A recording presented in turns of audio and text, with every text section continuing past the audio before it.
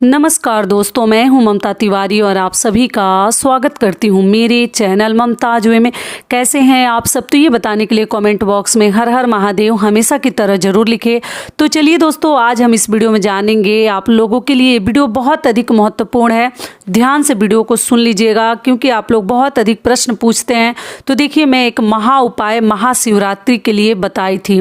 किसी भी प्रकार के अगर आप लोगों के मन में इच्छा है, विवाह संबंधित, संतान के लिए, बच्चे के लिए, घर परिवार के लिए, नौकरी के लिए, तो आप एक बार शिव जी पर भरोसा करके ये उपाय जरूर कीजिएगा। ये बहुत अधिक कारगर और आजमाया हुआ उपाय है। तो मैं बताई थी, उसी को लेकर आप लोगों के कई ऐसे महत्वपूर्ण प्रश्न आए हैं कि दीदी जिनका पूरा हो गया है, आगे वीडियो में बताऊंगी। बहुत सारे लोग मेरे साथ शेयर भी किए हैं कि दीदी हम फल कब से खाना शुरू करें और संकल्प लेनी है तो उस पुष्प का क्या करें, मंदिर में छोड़ दें या घर लेकर आएं। अगली चीज़ क्या है कि संकल्प लेने से पहले क्या भगवान को वो फल हमें चढ़ानी है। इसी प्रकार के कई ऐसे महत्वपूर्ण बातें इस वीडियो में जानेंगे। दूसरी चीज़ क्या है कि आप लोग पूछे हैं कि जैसे महाशिवरात्रि से एक दिन पहले भी व्रत है और महाशिवरात्रि के दिन भी व्रत है वैभव लक्ष्मी का, तो क्या कर सकते हैं, बाल कब धोएं। और अगली चीज क्या है कि दीदी हमारी उस दिन शादी की सालगिरह है, तो उस दिन हमें कौन कौन से कार्य जरूर करने चाहिए। इसी प्रकार के बहुत सारे आप लोगों के महत्वपूर्ण प्रश्न आए हैं। सभी प्रश्नों के उत्तर आज हम इस वीडियो में जानेंगे।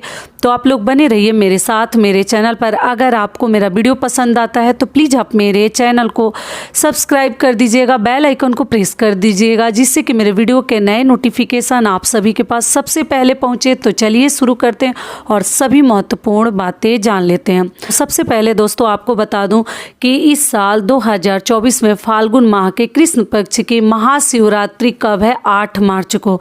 दिन क्या है? शुक्रवार। शुक्रवार के दिन ही हमें व्रत रखनी है, पूजा पाठ करनी है। 4 पहर में भी लोग जल ढालते हैं और सुबह में भी ढालते हैं, प्रदोष काल में भी पूजा करते हैं। कई प्रकार से किया जाता है शिव जी की पूजा। महाशिवरात्रि के दिन पार्वती जी और शिव जी का शादी का वर्षगांठ है। कई ऐसे वीडियोज मैं चैनल पे डाल चुकी हूँ और उस दिन शुक्र प्रदोष व्रत भी है, तो आप लोग चेकआउट कीजिएगा। उपाय कैसे करनी है उसके लिए भी डिटेल में वीडियो चैनल पे है, आप लोग चेक कीजिएगा, आपको मिल जाएगा। तो सबसे पहला आप लोगों का सवाल है कि जिन लोगों की मनोकामना पूर्ण हो गई है तो दीदी हमें फल कब से खानी है? क्या शिव जी को चढ़ाकर खानी है या हमें जो है बिना चढ़ाए भी हम फल का सेवन कर सकते हैं? तो आपको बता दूं कि देखिए, अगर आपकी मनोकामना पूर्ण हो गई है तो आप सभी को ढेरों सारी शुभकामनाएं मेरे तरफ से, और भगवान करे आगे भी जो लोग ये उपाय करेंगे उनकी मनोकामना पूर्ण हो। ऑल दी बेस्ट सभी को। तो ध्यान से बातों को समझिएगा क्योंकि आप लोग जो है आधा अधूरा समझते हैं और फिर कमेंट्स करते हैं, तो ध्यान से बातों को पहले समझिए।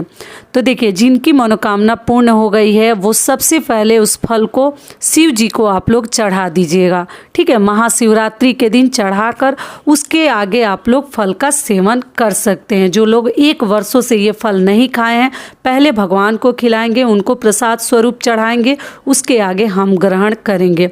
क्लियर हो गया?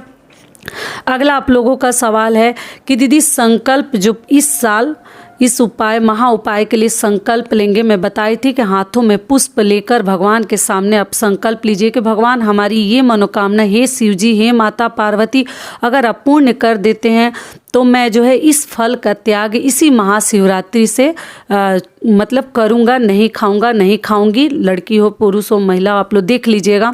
और जो भी मनोकामना है भगवान के सामने आप लोग जरूर कीजिएगा। जो भी आपके मन में, दिल में दुख है, दर्द है, जो कार्य नहीं हो रहा है, आप लोग जरूर एक बार करके देखिएगा, मेरी बातों पर भरोसा करके। और इतने सारे लोगों का तो कार्य हुआ ही है, बहुत कम लोग ही शेयर किए हैं, लेकिन जैसे जैसे आप लोग सुन रहे हैं, अपनी बातों को मेरे साथ शेयर करते हैं कि दीदी हमारी कामना पूर्ण हो गई, तो मुझे भी कहीं ना कहीं बहुत अधिक खुशी होती है। तो जिनको करना है वो ध्यान रखेंगे कि पुष्प को हाथ में लेकर, संकल्प लेकर, और उस पुष्प को आप घर लेकर आ जाइएगा। शिव जी से चढ़ाया हुआ ही फूल अपने हाथों में लेकर आपको संकल्प लेनी है, ठीक है। और लेकर उस पुष्प को प्रसाद स्वरूप लाकर, कहीं अगर जल लगा है तो उसको सुखाकर और किसी भी लाल पीले कपड़े में बांधकर या पेपर में भी लपेटकर आप लोग रख दीजिएगा कहीं स्थिर, ठीक है, सेफ जगह पर सेफ्टी के साथ रख दीजिएगा। वो उसकी चिंता में आपको नहीं रहनी है कि सड़ गया तो उसमें फुफुंदी लग गया दीदी, ऐसा कुछ नहीं है। देखिएगा बहुत अधिक पानी वगैरह ना लगा हो, और उसको जतन से रख दीजिएगा, और भगवान चाहेंगे तो आपकी मनोकामना अवश्य पूर्ण होगी। तो ये हो गया। तो संकल्प लेकर उस पुष्प को आप लोग पूछे क्या करें, तो घर लेकर आनी है, ये भी क्लियर हो गया।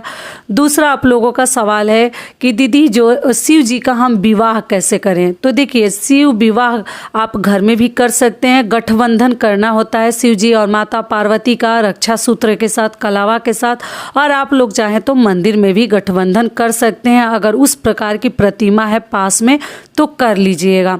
और कुंवारी लड़कियां भी विवाह के लिए करती हैं तो उनका विवाह ऐसा माना जाता है कि जल्द से जल्द होता है शिव जी की पूजा करने से, गठबंधन करने से। अगला आप लोगों का प्रश्न है कि दीदी अगर हम इस वर्ष अगर कोई फल छोड़ते हैं तो क्या वो फल पहले शिव जी को चढ़ानी है तब हमें त्याग करनी है। तो जी नहीं, आप मन में केवल फूल लेकर संकल्प ले लीजिए हाथों में, और आप जो भी फल आपको छोड़नी है, त्याग करनी है 1 साल के लिए, वो मन में ही छोड़ दीजिएगा। भगवान को चढ़ाने की उतना आवश्यकता नहीं है, आपकी इच्छा है, अगर चाहे तो चढ़ा भी सकते हैं, लेकिन ऐसा कुछ नियम नहीं है कि हम फल को चढ़ाकर तब उसका त्याग करेंगे, ऐसा कुछ नहीं है। लेकिन जिनका पूरा हो गया है, बार बार बता रही हूँ, इस साल से आप लोग सेवन कर सकते हैं इस महाशिवरात्रि से। ये क्लियर हो गया। और दोस्तों आप सभी से एक छोटी सी रिक्वेस्ट है, अगर वीडियो पसंद आता है तो चैनल को पक्का सब्सक्राइब कर दीजिएगा और वीडियो को लाइक कर दीजिएगा, क्योंकि आपके एक लाइक से हमें बहुत अधिक हिम्मत और प्रेरणा मिलती है, तो जरूर कर दीजिएगा। अब चलिए आगे आप लोग देख लीजिए कि इतने सारे लोगों का जो कामना है वो पूर्ण हुआ है। मैं ये चीज़ दिखाना नहीं चाहती थी, लेकिन फिर भी दिखाऊंगी नहीं तो लोग कैसे समझेंगे कि हाँ इस उपाय से हमारी मनोकामना जो है पूर्ण होती है। और दिखाने का ये भी एक मकसद है कि मान लीजिए जो लोग भी किसी भी परेशानी से जूझ रहे हैं, परेशान है, हर प्रकार के रास्ते जैसे लग रहे हैं कि बंद हो गए हैं, तो आप लोग एक बार ये उपाय जरूर करके देखिएगा। भगवान चाहेंगे तो आपकी मनोकामना अवश्य पूर्ण होगी। अगला आप लोगों का सवाल है कि दीदी हम गुरुवार का व्रत करते हैं तो 2 व्रत लगातार कैसे करें। तो देखिए अपने सामर्थ्य के अनुसार आप लोग कीजिएगा, जैसी आपकी शक्ति है वैसा आपको भक्ति होनी चाहिए। अगर तबीयत ठीक नहीं है तो गुरुवार के व्रत के दिन आप लोग केवल पूजा पाठ करके, अगर संख्या में कुछ संकल्प नहीं लिए हैं तो आप लोग छोड़ सकते हैं, छोड़कर महाशिवरात्रि का कर लीजिए, फिर आगे गुरुवार का कर सकते हैं। लेकिन अगर संख्या में आपने कुछ संकल्प लिया है कि मैं इतना व्रत रखूँगी, इतना व्रत करूंगी, तब तो आप नहीं छोड़ सकते। तब एक समय आप लोग मीठा भोजन करके गुरुवार का व्रत कर लीजिएगा। बाल धोने की बात रह गई तो आप लोग पूछे दीदी महाशिवरात्रि के लिए क्या गुरुवार के दिन बाल धो सकते हैं। तो जी नहीं, गुरुवार के दिन बाल ना धोए तो ज़्यादा बेहतर है। धन की हानि होती है, लक्ष्मी की हानि होती है, तो कभी ना धोएं। आप क्या कीजिएगा कि आप शिवरात्रि के दिन बाल धो सकते हैं। महाशिवरात्रि के दिन 8 मार्च के दिन आप लोग बाल धो सकते हैं, क्योंकि शिवरात्रि व्रत के दिन बाल धोया जाता है। ये क्लियर हो गया। और गुरुवार का भी आप व्रत कर सकती हैं। और आप लोग पूछे हैं कि महाशिवरात्रि के दिन दीदी सेंधा नमक खा सकते हैं। तो देखिए खानी तो नहीं चाहिए, लेकिन लगातार आपको 2 व्रत करनी है तो ठीक है, आप लोग जो है सेंधा नमक का सेवन कर सकते हैं। मान लीजिए तबीयत खराब हो जाएगा 2 दिन चीनी वाले या मीठा भोजन करने से, तो आप लोग खा सकते हैं। दूसरी चीज़ क्या है कि दीदी अगले दिन जो है महाशिवरात्रि के दिन ही, जैसे 8 तारीख को ही हम शुक्रवार का व्रत रखते हैं, मतलब वैभव लक्ष्मी का व्रत करते हैं, संतोषी माता का करते हैं। तो कैसे करें। तो देखिए जो भी व्रत आप करते हैं और तो अच्छा है, 3-3, 4-4 व्रत का उस दिन आपको लाभ मिल जाएगा। आप जो है अगर वैभव लक्ष्मी का करती हैं तो वो भी हो गया। अगली चीज़ क्या है, उस दिन शुक्र प्रदोष व्रत भी है, महाशिवरात्रि भी है, तो आप तीनों व्रत एक साथ रख सकते हैं। सभी देवी देवताओं का अपने सामर्थ्य अनुसार पूजा कर लीजिए, जितना श्रद्धा है, जितनी ताकत हिम्मत से कर लीजिएगा।